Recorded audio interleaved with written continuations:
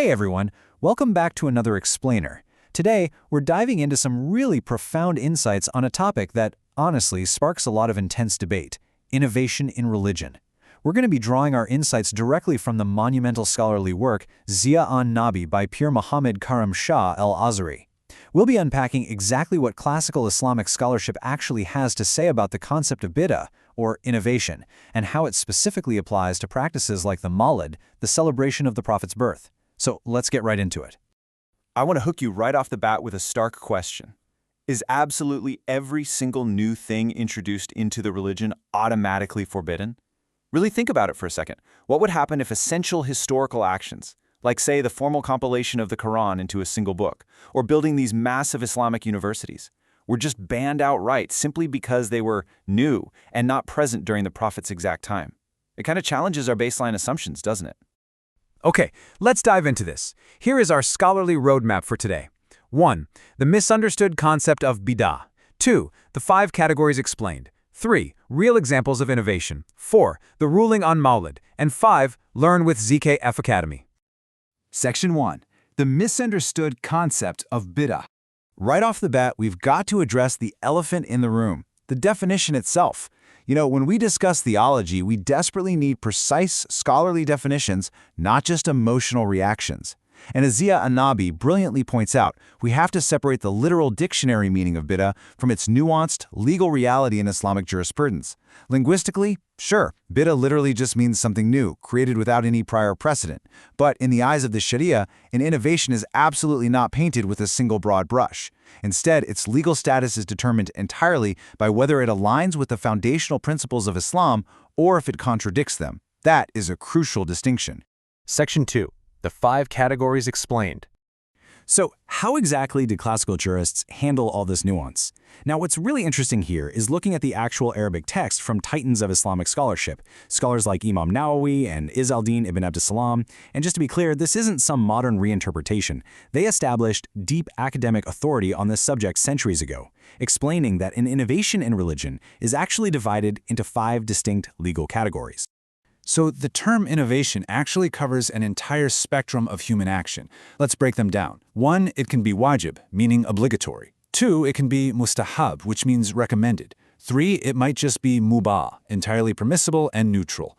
Or, swinging to the negative side, 4, it could be makruh, which means disliked. And finally, 5, haram, which is strictly forbidden. This completely blows the lid off that knee-jerk reaction that all innovation is forbidden, showing us that it completely misses the rich systematic categorization of classical Islamic law. Section 3. Real examples of innovation.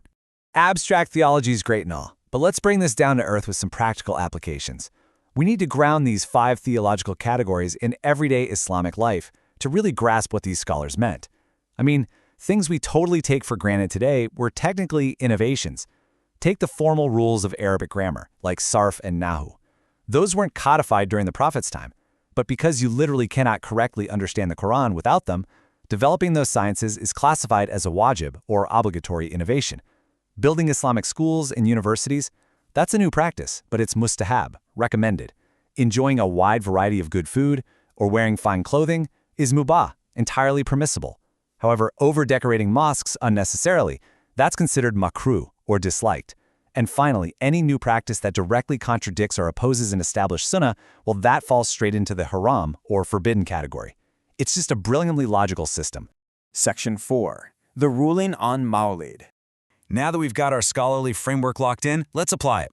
We're going to look at a highly specific case study from Shah Al Nabi on celebrating the Mawlid, the birth of the Prophet. And this brilliantly illustrates how top-tier scholars actually derive rulings. The great hadith master, Hafiz ibn Hajar, used a step-by-step logical deduction. Step 1. In Sahih Bukhari and Muslim, we learn the Prophet fasted on the day of Ashura, specifically to thank Allah for saving Prophet Musa from Pharaoh. Step 2. Ibn Hajar deduced that this establishes a clear sunnah of showing annual gratitude on the specific anniversary of a great divine blessing. Step 3. For believers, what greater blessing could there possibly be than the arrival of the Prophet of Mercy himself?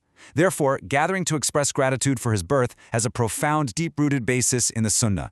Furthermore, Shah Al Nabi highlights this absolutely fascinating account from Sahih Bukhari regarding Abu Lahab, who was, as we know, a fierce opponent of Islam.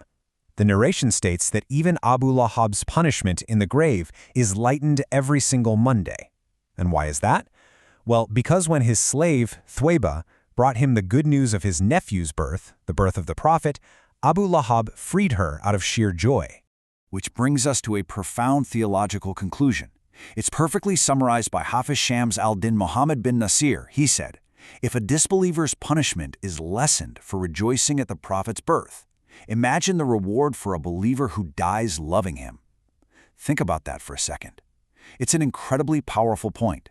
If temporary joy from an opponent yields relief, the perpetual joy and love expressed by a believing Muslim must hold immense spiritual weight.